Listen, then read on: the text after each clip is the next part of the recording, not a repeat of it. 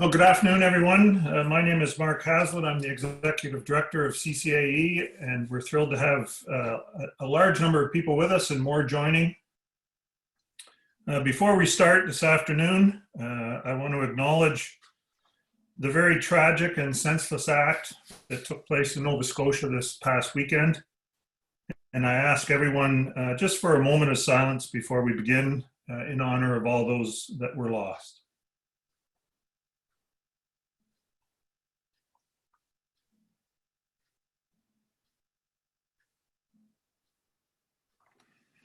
Thank you, and prayers out to everybody and our colleagues and friends in Nova Scotia. Today's CCA COVID-19 webinar is related to the class of 2020 and some of the challenges faced in transitioning these student graduates to becoming alumni of schools across the country. We have over 400 people registered for this webinar today, and so over the next probably minute and a half or 2 minutes, the folks will continue to join us. This is being done in a Zoom webinar format. Attendees do not have audio and video capabilities. That's only the panel members that you can see. We have a large number of submitted questions and some other notes that we're going to work our way through over the next 60 minutes. If anybody out there has really burning issues that they want to have the panel look at, please use the webinar chat function. Members of the CCA team are monitoring that and will pick up those and share them with me.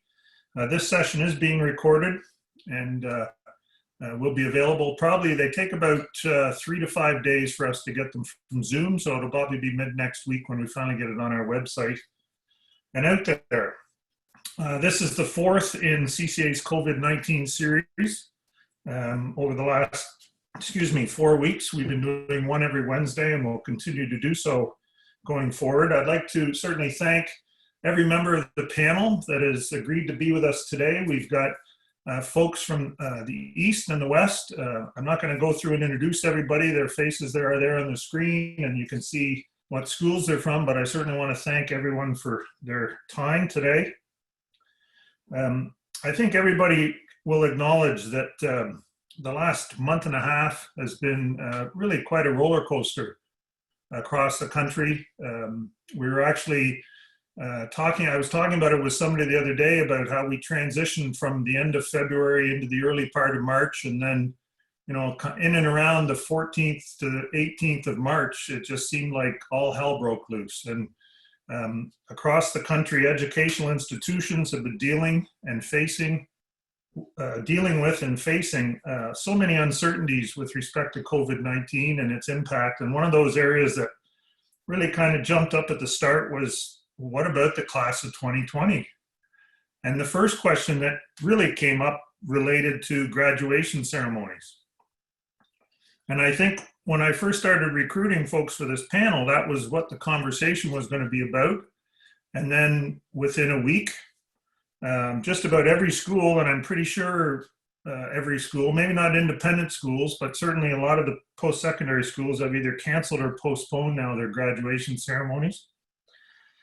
And there's a lot of creative options now. And I mean, since I recruited people, there's a lot of options that have been created across the country. And I'll just note a couple. You may have seen these earlier this week. The University of Lethbridge is sending students a convocation box filled with items like a cap and a tassel and an alumni pin, and encouraging those students to take photos of themselves and post them online using their hashtag. Students will also be given an opportunity to attend any in-person convocation in the next 3 years. And then Mount Allison University is preparing for a virtual convocation that will see approximately 400 graduates receive their degrees in absentia on May 25th. Those are just two examples.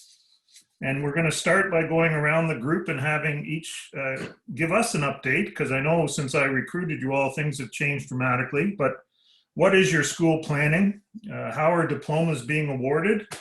I've got a daughter that's graduating in early June, and that school is going to mail her diploma to her. Are you looking at virtual ceremonies, and what role would the alumni departments be playing? So we're going to go from east to west on this. So I'm going to start with Mary Duffley from the University of New Brunswick. Mary? Thanks, Mark. At UNB, we are inviting our spring graduates to the fall convocation, which we typically hold fall convocation in October. So those individuals would be invited to participate in an in-person ceremony in October. It would mean maybe adding a ceremony or two on the Fredericton campus. And so there would probably be 3 days of convocation events happening in October. We are mailing our diplomas, our parchments, the end of May to all of our spring grads from the registrar's office. Those students would basically be receiving as well a package from the alumni office that would include, similar to what our colleagues out west are doing, is we're doing an alumni pin, we're doing a note card that welcomes them to the Alumni Association, introduces them to our affinity partners, and we'll also have information about our diploma framing. At this point, we're certainly not doing any virtual graduation ceremonies, but we are doing a number of different things that we'll talk about probably in subsequent questions. Thanks, Mary. I think next we've got 4 folks from Ontario, but I think next from the east would be Lee Hayes from Trent. Sorry, I'm wrong. Liz Gorman from Queens and Kingston. Geography major, I'm not.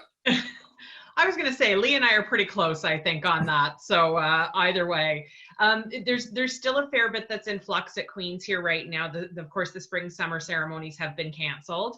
And as things are emerging about what fall might look like, they haven't made a commitment to extending the invite to fall. So waiting to find out if those ceremonies will also go ahead. The one thing that they have made clear to students is that they will figure out options to allow them, should they wish, to cross the stage at some point in person as part of a ceremonial convocation. A lot of other discussions, I think, are in play. They have been exploring what virtual convocations might look like as an option for some students who may not have the opportunity for in-person. I think there's a question around regional celebrations at some point as well, if there are opportunities for regional celebrations. Most of our, we may be not completely unique, but 95% of our graduates are from outside of the Kingston area, and 95% of our alumni live outside the Kingston area. So regional considerations as well are in play. Right now, the university is tackling it as a campus-wide task force, thinking of all of the elements on behalf of that class of 2020 and their graduation ceremonies.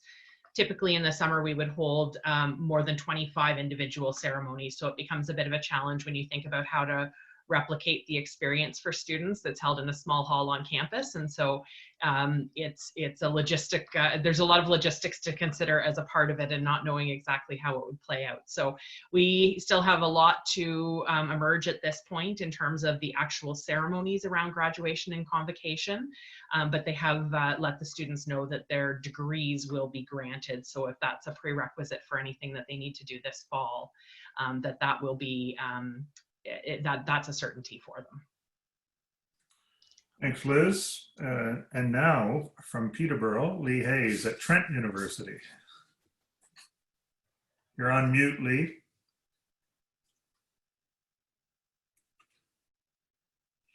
Oh, there you go. Can you hear me now? Yes. Okay. Sorry about that.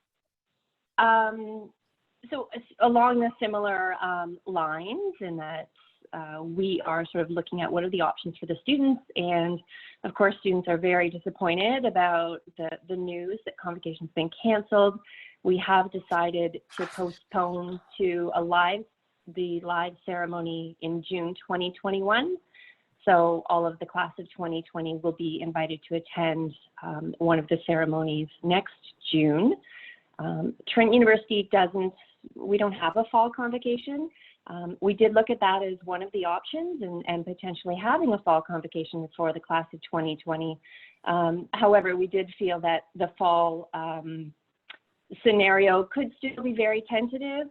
So we really just sort of looked at what do we think would be most manageable, and plan for June. We will need to add several additional ceremonies at our Peterborough campus and one additional ceremony perhaps at our Durham campus, which would be, fairly straightforward option for us. So in addition to that, we're doing a bit of a hybrid approach that we are doing an online celebration as well. We aren't calling it a virtual convocation, we're calling it a virtual celebration of graduation. Sort of a technical nuance, a difference in wording there, because our students have voiced that it's really important to them to have the real life ceremony for convocation. So we didn't want it to sound like this June ceremony that we're having online is a replacement. So we're planning to keep it sort of fun and lively this June online, but also to include some of the elements that they would see in one of our typical convocation ceremonies. The reason we wanted to include some of the elements is because we know that not all graduates will have the ability to return, next June perhaps. They may be an international student or they may be working at that time and just not be able to attend in person. So we wanted to have some of the elements of a real convocation ceremony in the online celebration, but to also do something really fun and interactive. So those details are still getting sorted out. But in addition to that, we are mailing out degrees and also looking at including their alumni package with the degree and some kind of a special swag item, which is yet to be determined. The other thing that's happening is we're a college-based university, so each of the colleges is hosting or perhaps have already hosted their graduation events, which would typically be in person. They would typically have a dinner, but they've each done virtual events and presented awards to their students, so that's also happening. Thanks, Lee. We may circle back to that celebration of graduation concept and talk a little more about that. Anne-Marie Medell from McMaster University in Hamilton. What are you guys thinking about there? Great, thanks, Mark. So we too are, of course, canceled for spring in person, and we are still working on plans to offer a fall convocation. Registrar's office hasn't determined exactly how that might work. We already have fall convocation, which is typically 3 ceremonies, so I'm not sure how we would add another 10 to that schedule. But similar to Lee, we're looking at contributing to an online celebration. And right now that's looking like a website that will contain a number of elements from an in-person convocation, such as a message, a videotaped in this case, the message from the president, the chancellor. The students really wanted to hear from their valedictorians, so there'll be sort of shortened messages from them, possibly some award winners being recognized as well. What we're contributing to that site is we're sponsoring a class of 2020 virtual yearbook. So the students, I think the call has gone out already to contribute photos and sort of their own messages of reminiscing about, sort of favorite moments at McMaster, but also going forward, what are their plans and and what have you after graduation. And we're also, because our 50th anniversary class is missing their reunion because of the current situation, we've recruited them to post messages and share words of wisdom, encouragement, and welcome to the class of 2020. So those are some of the elements that we're putting together for the online graduation celebration. I don't think I've heard anybody else say that they're producing digital degrees. We are, that's what the registrar's office is doing, and it's anchored in Bitcoin blockchain. So it is a verifiable credential, and it looks just like the parchment will. And they've committed to, when they're able to get back on campus, to produce the parchments and have those available for either pickup or mailing out to our grads. So those are the main activities that are planned at the moment, and our plans in the alumni office are still continuing to evolve, and I'm looking forward to some great ideas coming forward from this conversation. Thanks, Anne Marie. I think the digital degrees is probably one of those that everybody's writing down at the moment. Tim Ambrose is with Fanshawe College in London, Ontario. Tim, what are you doing at the college for graduation? So I think, first of all, thanks, Mark. I think like a lot of schools, if not all schools, we've postponed our spring graduations. Right now, the plan is tentatively for those to be moved to the fall, but I think like a lot of people have already raised here, there's some significant challenges with that. Additionally, we're trying to connect with those students now to sort of figure out how we can best serve them. I mean, we're 6 weeks in like everybody else, and for us, you know, we're one of the reasons I'm here is to learn what the other schools are doing as well. So, I mean, our goal right now is to have them in the fall, our graduation ceremonies, and beyond that, we're not really looking at anything else at the moment. So, all right, thanks, Tim. And certainly last but not least, Nancy Armitage is from Kwantlen Polytechnic University in beautiful Burnaby, British Columbia. And Nancy, I'm sure it's sunny and glorious on the West Coast. What are you guys doing at KPU for graduation? Thanks, Mark. It's great to be here. And just for the record, it is raining today. Aha. Yes, well, our approach, like so many, we have canceled our spring convocation. And we are the Convocation Advisory Committee, which is across the board, KPU, is coming up with some creative ideas. And we have a three-pronged approach. We are looking at airing a virtual celebration idea concept, either live stream or a video production with the company that actually supports our convocation ceremonies. So they've agreed to come on board and help us create a virtual celebration that would hopefully air on the same days that we would have had convocation.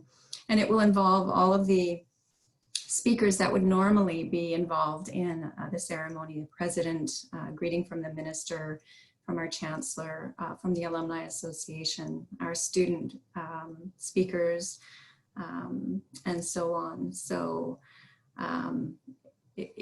we hope to roll that out. In addition, we're giving our graduates an opportunity to have a special events with the president, an opportunity to meet and have photos taken and so on when the timing is right for that. And then finally, we are looking at fall convocation, and if not fall, then a larger full-on convocation opportunity for any graduates in the 2020 year who may have missed that opportunity.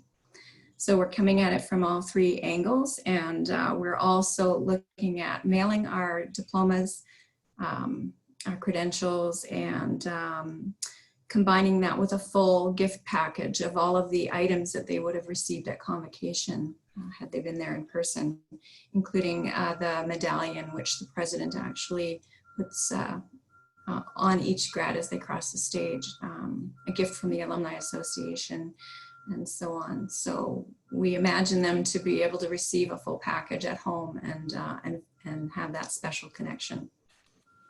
Our role has been pretty integral to the whole convocation ceremonies over the years. So we will be, the Alumni Affairs and Alumni Association will be involved in the virtual celebrations and any other kinds of celebrations that occur over the year. Thanks, Nancy. So I guess one of the follow-up questions actually relates to virtual, and if I noted everything properly, the only two of the six that really talked about virtual were McMaster and KPU. I know, Lee, you talked about this celebration of graduation, and because we had a number of questions related to virtual graduations. How are you doing them? How do you reinforce the message of the welcome to the alumni network when you're not actually face to face? Again, I'll note, Mount A is saying they're going to present 400 degrees in absentia, which I guess I'm trying to visualize how that might take place in a virtual setting. And I know Carol's with us and has sent us a note. So that would be somebody to follow up with on that front would be Carol St. Croix at Mount Allison, because she will certainly have more information on that. But in terms of the actual virtual piece, maybe Anne-Marie, give us a little more detail exactly about what you're thinking about. You mentioned some videos and some other things, but how would you present parchments or degrees in a virtual setting? Right. Well, I think the actual distribution of the degree is going to be as simple as an email and, visit this website, and, there's some verification that has to happen around that. The element of it that I'm participating in with a committee, which includes a number of class of 2020 students, is focused on a website that will have those videos that I mentioned from different speakers. They've also asked the students to participate, the broad class of 2020 to submit videos. And the phrase that our student reps wanted to use was, "We did it." That's what resonated for them. They wanted that opportunity to share with each other that sense of accomplishment. So they've asked students to submit videos of themselves saying, "We did it," wearing their McMaster gear and those kinds of things. So that's going to be part of the website. What else? They've also asked, they wanted to hear messages from familiar faces. So their deans, their department chairs and faculty members. So that's going to be part of the video as well. And housed on this website. Yeah, so those are the main elements. And then the two things that I mentioned in terms of this virtual yearbook, which is, we're using a vendor called Bright Crowd. And that's, we're kind of guessing that this will end up being something that starts because of this situation, but then we have to continue because people like it. So, which is fine. We'll see how they respond to that. But, it'll be a personalized opportunity for them to contribute messages to each other, and something that will be a lasting virtual keepsake, if you will. And I'm looking forward to the messages that come from the class of 1970 to 2020 grads as well. So yeah, those are elements that we know of at this point. Right. Yeah, that 50th class piece is a really nice touch. Nancy, at KPU, you talked about live streaming or video and working with a company that already does that for you. What other elements would you incorporate into a virtual graduation? Well, we're at the idea stage for this, and it's BC Event Management who is our vendor for our convocation activities, and they've been able to put this into a virtual presentation for us. The idea is that it won't be an actual cross the stage virtual experience for grads, but more or less just a beautifully rendered message in the locations that they would have visited had they come on campus and been able to participate in the ceremony. And so we imagine a message from the chancellor, and he'll be in the convocation auditorium, and then a message from the president, who will be, at some point throughout the convocation movement. And so it'll be a virtual kind of panning in and out of the different locations on campus. And of course, the message will be congratulatory, but it will be about resilience and hope and the future.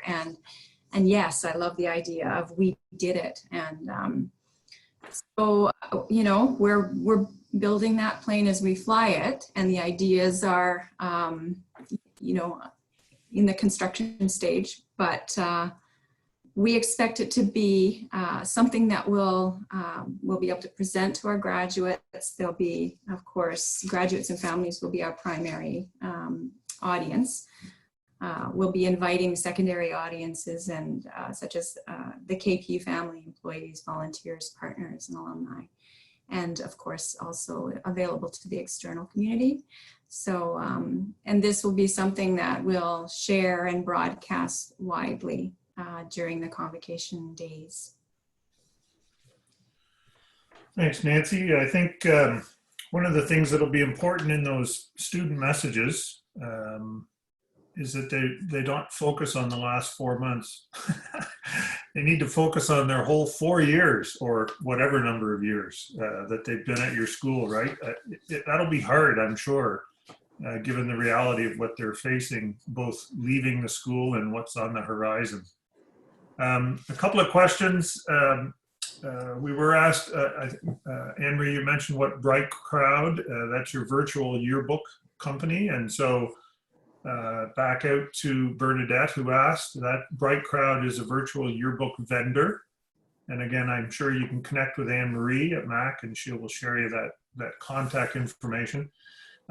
Carol's given me a little bit of information about Mount A. So digital conferring of degrees ceremony on May 25th. We're still having in-person convocation for the class of 2020 in May 2021. And she's very happy to chat offline with anyone who wants to ask about digital conferring of degrees. There's also been some questions, I guess, you know, how do you celebrate the class? And I think we've had some ideas around that. With video and virtual delivery. But what about activities for the grad class?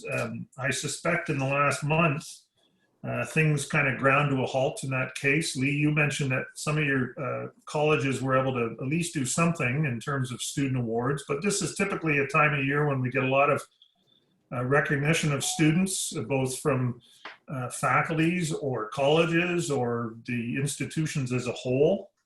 And what about senior class giving? I don't know how many schools are still doing senior class giving, but what are those campaigns doing in terms of staying in touch and reaching out? And I'm going to start with Tim at Fanshawe. Give us a little bit of insight what's going on there.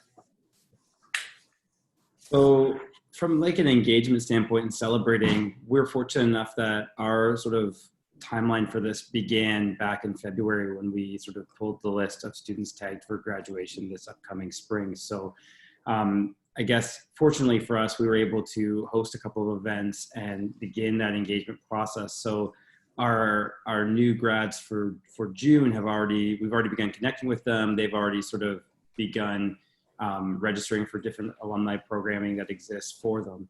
And what that's allowed us to do is continue to sort of promote those opportunities for them to connect with the alumni that we would historically promote with anyone, but we've been able to continue to promote that throughout this time because they're already anticipating getting that information from us based on what we told them earlier in the spring. So I guess from that standpoint, it's kind of business as usual in terms of engaging with alumni. You know, what those engagement numbers look like moving forward, they are obviously down compared to what they would be otherwise and what they have historically been. From a fundraising standpoint, I mean, the college has really directed all of our efforts into an emergency student fund that they have created. So that's sort of taken precedence over any specific senior class giving, that type of thing, and any other fundraising at this time. So really, we've set up the emergency fund, and all of our asks to the majority, if not all of our audiences, have been to support that at this time. And we've actually received really good reception from it, from actually, funny enough, students, as well as young alumni seem to be really engaged with supporting that campaign.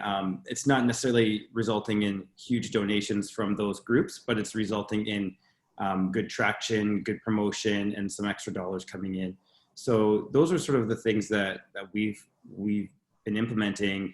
in terms of the emergency student fund, that's really where all the fundraising efforts are going with the groups that you brought up, Mark, but also in terms of engaging the graduating class, carrying on with the engagement strategy that we had already begun to implement, pre-pandemic. Super. Mary, what's UNB, or what did UNB get done before things started with the class of 2020? It was unfortunate that most of these dinners, any of these celebratory recognition dinners, like the graduating student leaders and some of our athletic awards, were canceled because of the COVID crisis. So it was unfortunate that we didn't do a lot of things before this situation happened with our grad class. We obviously communicate, we do a grad class newsletter that is spearheaded through our alumni office. And so that is a piece of communications that we share with our graduating class and provide a great deal of information on graduation and things that are particular resources for them to look into. So we've been doing that. With respect to a senior class gift, we don't do senior class giving at UNB. And like Tim, we are focused on supporting the President's Relief Fund that was created because of the crisis, and has focused our efforts. The association has given a tremendous amount of money, and we've also got one of our alumni to do a matching gift. So we're pushing that out. That's been the focus, and it's generated a great deal of interest and support from our alumni. So we're doing that to support the students. We're also looking at, we obviously know that this is a very challenging time for students, for our graduate students, but our graduates in particular, who are looking to find employment, and everything has basically been shut down. So we're offering an opportunity to present some webinars for our graduating class. There's going to be a series of 4 webinars, really focused on trying to ease the concern, try to prepare them a little bit more with this new normal over the coming months. One of them will be, a couple of the sessions will be linked in. So obviously we know that students have some time now perhaps to create more of a digital profile, to enhance their profile, their current profile. How can they use that to put themselves in front of employers? So we're focused our efforts on that. And so we're going to be running those seminars, those webinars with HR professionals. And these are alumni who are doing these sessions. And we're going to be doing those over the course of mid-May to mid-June. And hopefully that will help ease some of the stress that some of these students are facing as they try to figure out what they want to do beyond graduation. Thanks, Mary. I'm going to, I actually have in my notes to talk about grad class, I guess, assistance in that next stage of their life. Once we get them through this virtual ceremony, whatever that might be, what our school is going to do. So we'll circle back to that for sure. I know it's related to the question around what are you doing with respect to grad class, but Liz at Queen's, did you get a chance to celebrate in any way with the folks that we're hoping to graduate across the stage in Grant Hall? And what about grad class giving at all? Yeah, and unfortunately, much like many others, a lot of that's loaded towards the end of the semester. So we typically hold a grad bash on the last day of classes that ties in with our alumni volunteer summit when we have our alumni leaders back on campus. And we lost that opportunity this year, which was too bad, and too quick in the game to think about repositioning it virtually at that time. I think there's a lot of ideas of how we can take the elements of what we do at Grad Bash, both the connections with our alumni leaders as well as the information that's shared, to think about how we can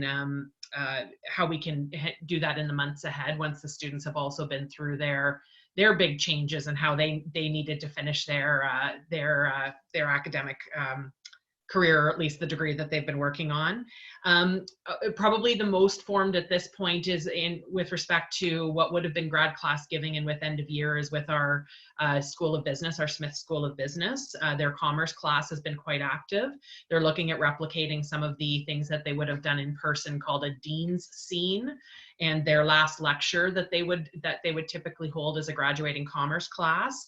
So they've been able to actually videotape that last lecture. It happens to be with a graduate who's an entrepreneur who runs a clothing company who's repositioned to produce PPE, which is an interesting twist that wouldn't have been in play otherwise. So they are looking at that. Typically through that process, they would be doing a solicitation for a class gift. They will not be doing a solicitation, but looking at just sort of the education and positioning for the longer term opportunities to engage them as a class in giving. They've got a fairly focused class giving model as well. And they're looking at developing a virtual valedictorian as well. The other one that's that's being delivered this week and next, and Mark will be a little bit familiar with this from his daughter, is our graduating athletes. They lost their two big celebrations, our clubs and our varsity team celebrations, the Color Awards. So the athletics team has been working hard on creating virtual opportunities and getting a bit more promotion and recognition around those opportunities for our graduating student athletes. So we've been promoting that through our regional networks as well, so that those students feel like, again, for those that are graduating in particular, that would be a tough loss this year.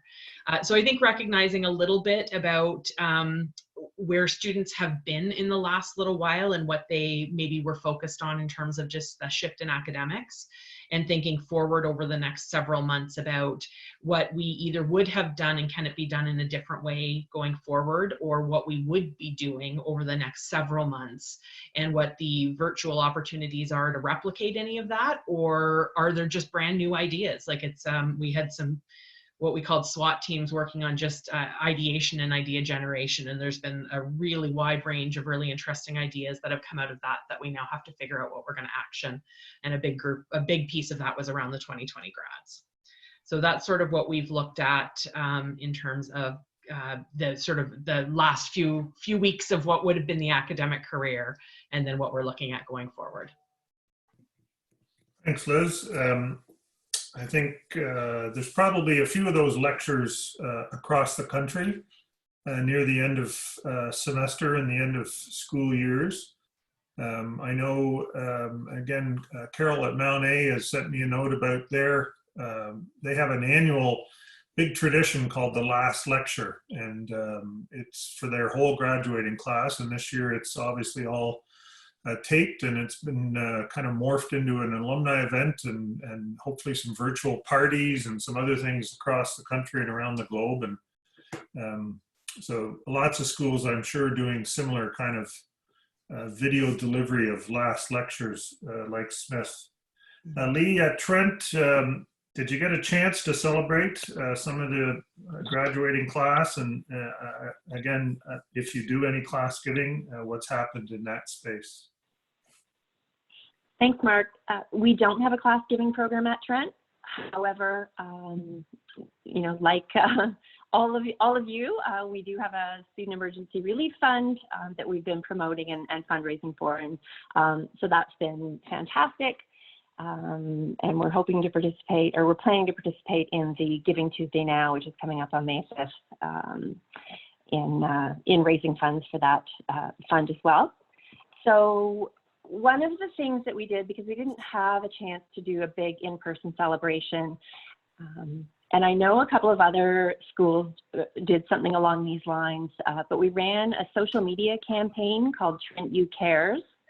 And so it was during the first full week of the exam period, where alumni, staff, and faculty were invited to post caring messages online to students.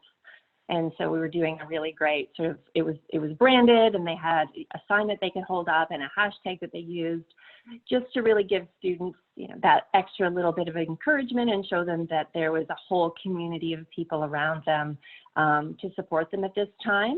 And then that started to feed really nicely into some of our fundraising efforts for the Student Relief Fund. So we've now carried on the Trent U Cares, and that's now sort of more attached to our fundraising.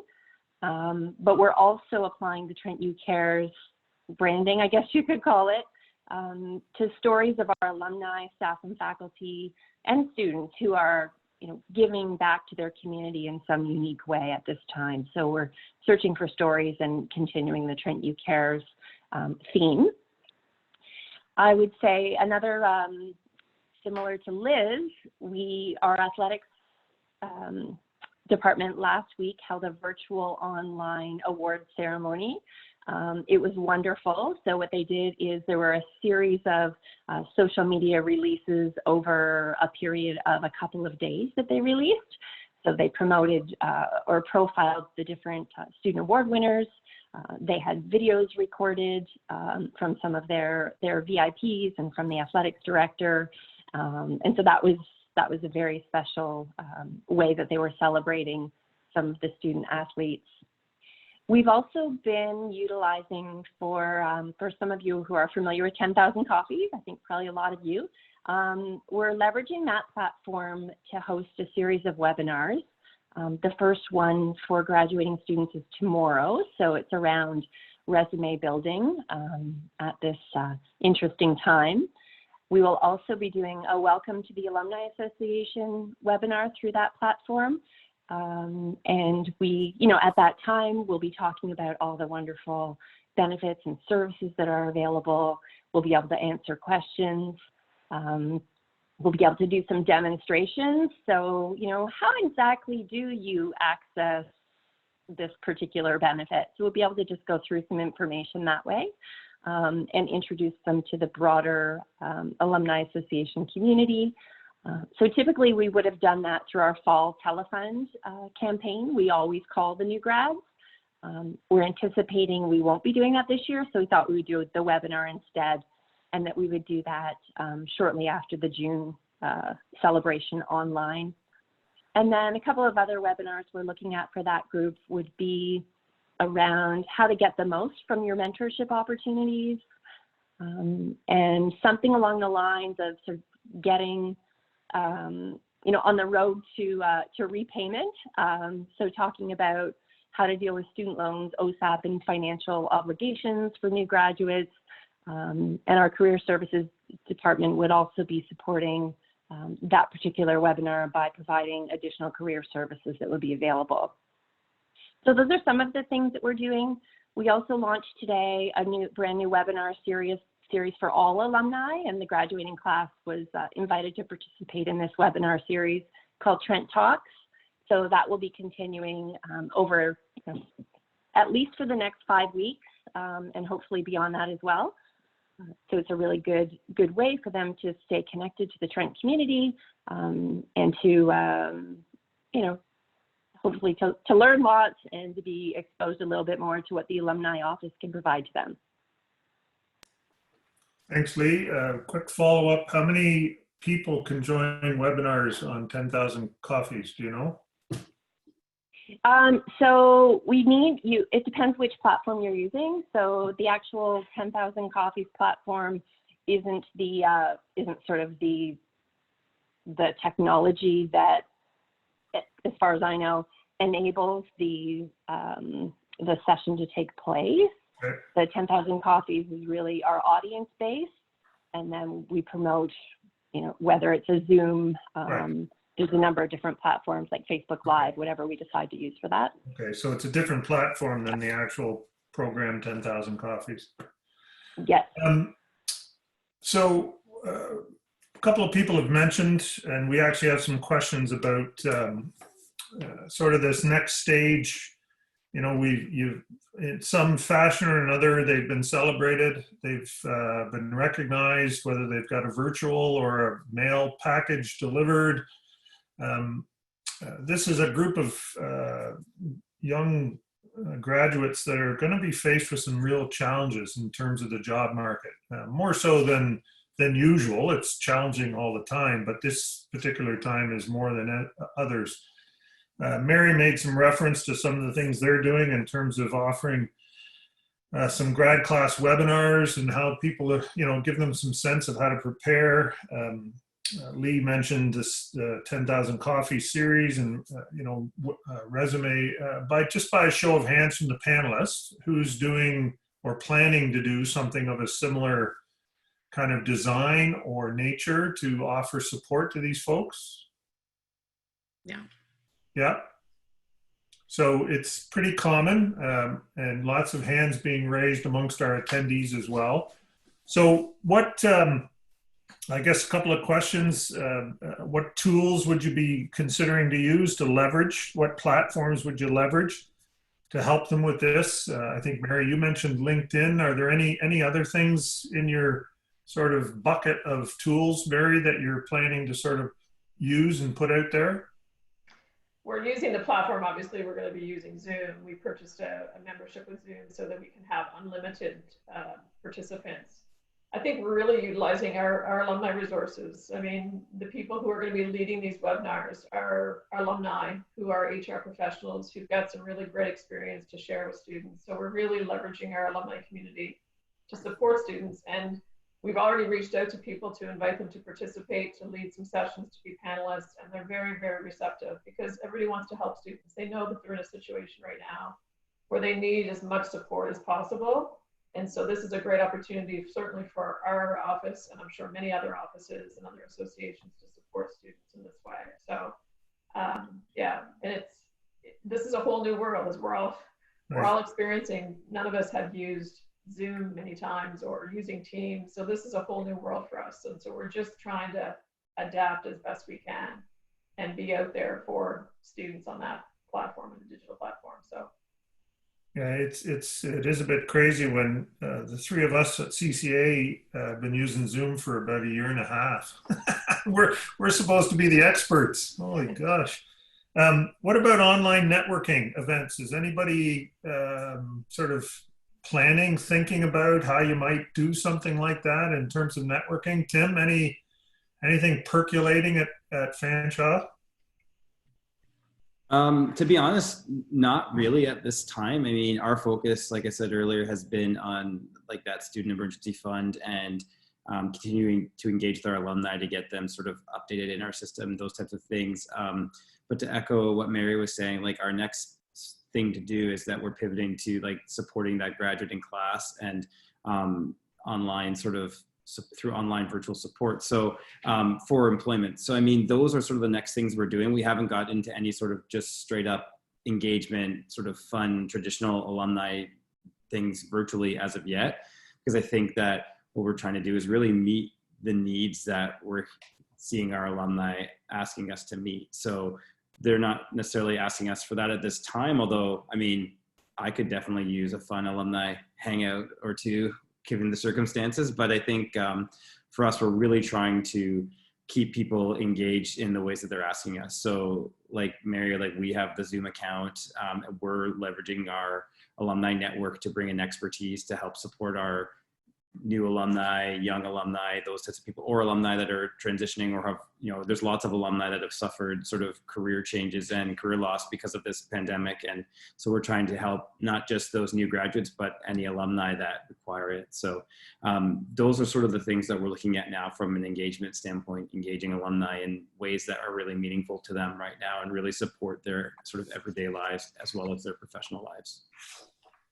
Okay, thanks, Tim. Lee has let me know that they've used StreamYard for their Trent Talks webinars and have been very happy with that. There is a question about the theme of these grad alumni webinars, and I think the sense would be it's anything around transitioning from being a student to a graduate to finding employment. So we've heard resume writing, we've heard networking, we've heard just anything in the HR space to help these folks navigate the waters, so to speak, because it is a very different time. I don't go on Indeed and look for jobs, but I suspect if I was doing that, there'd be very few postings in these last few weeks compared to what there would have been a year ago for this group coming out of our schools. Let's make sure I capture all these questions. There was a question about the digital parchment, Anne-Marie, and I think what I'll suggest is you connect directly with this individual offline and you can have that conversation. Mm-hmm. I wanted to, I guess, just talk about some of the affinity programs and the support for those. I know those programs in many cases help finance alumni operations. and they're hugely valuable, and the service that we get, that you all get from those programs is fantastic. What's the sort of plan other than promoting through a webinar or putting something in a box that's going to be mailed to somebody?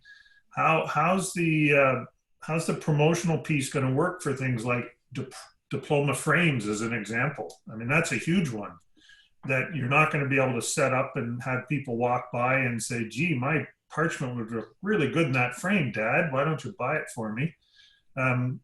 What's the sort of plan of attack there, Nancy? At KPU, what are you thinking in terms of affinity programs and how you get grads to think of those things?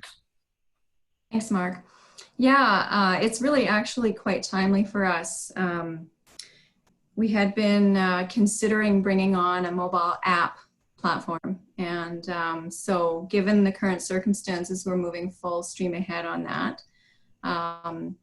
Recently, we launched iModules. So pretty much all of our communications, all of our calls to action have gone online. And we made a conscious decision to move that way because KPU is, 5 campuses. We're spread out over the Lower Mainland, and we have had difficulty getting people to commit to coming to events. And so we recognized as part of our ongoing strategy that we needed to move to more of a virtual communication. So with our affinity partners, we're already there in terms of marketing. Pretty much everything happens virtually and online. Our new website platform allows us to link to and to have people apply for virtually, pretty much in every way. Now just reimagining what our benefits and privileges piece will look like with this new mobile app. And it's pretty exciting. Of course, for the next possibly year, we need to think about what kinds of offerings we bring on that are still functional in a world where we don't have those connections and can't just go and get our discount for pizza, although delivery would be one. But those are the kinds of ideas we're thinking about now and fast tracking as a result of our current situation. Thanks, Nancy. I think I saw a few people sort of raise their heads when you said a mobile app application, which would be interesting for grad class. Liz, at Queen's in the affinity space, what's the sort of map plan in terms of promotion? I know there's been a lot of discussion with the partners on what it might look like. We've been very streamlined in our communications and very focused in our communications so far. So I know our AVP is talking with the affinity partners about how both the obligations that we have with our partners as well as the opportunities that may come up can be synthesized into quite a comprehensive communications plan that we have through this COVID period. So I don't know exactly what the specifics are on that. I know my colleague who works with the diploma frames, of course, I believe Tempo's not producing right now. So she's talked about pre-ordering situations, capitalizing on, could you pre-order now for delivery later when you have your diploma, trying to reach that parent audience, which is so important. And we would typically be doing emails at this point to parents, directly sort of promoting diploma frame sales. And trying to think again, like with so much of this, what are the new and creative approaches that can be considered as a part of this? Like where are people living and working right now, and how do we sort of meet them there to try and promote benefit services, and then for the new grads as well who won't be aware of these things, what's the right time? I think for a lot of it for us is what is the right timing to be talking about these things, and what is the right format and the messaging for that through our broad communications. Thanks, Liz. Anne-Marie, I'm going to give you, it's about 5 to the top of the hour. Tim has mentioned using the Proulx platform, and Vancouver Island University the same. So that's another one, folks, to note. Proulx, P-E-R-K-S. I'm sure you can Google that or reach out to Tim and he can fill you in. Anne-Marie in the affinity space at McMaster.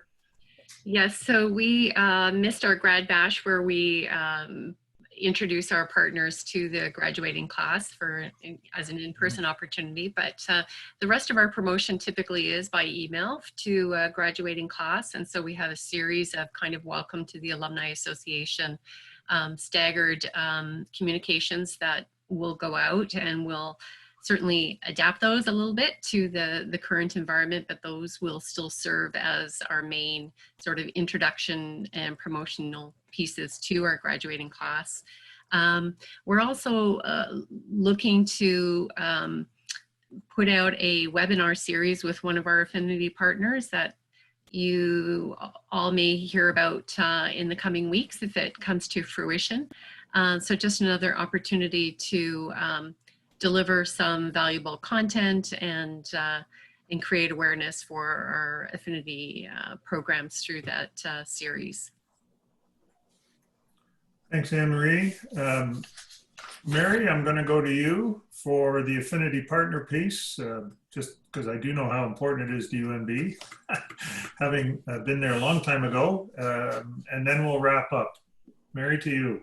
Yeah, it's incredibly important, obviously, and we are, like Anne-Marie, we have targeted communication pieces to our grad class, our graduating students, and in those pieces, we do certainly profile our affinity partners.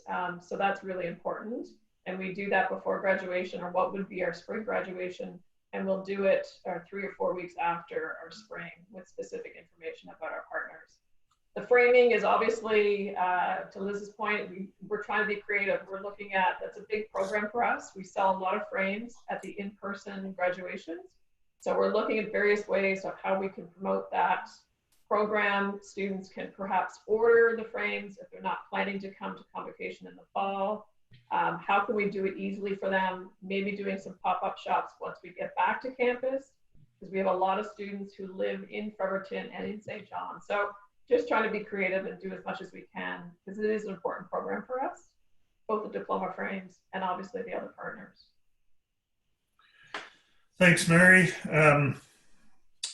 We're committed to finishing in an hour, and so we're coming up to the top of the hour.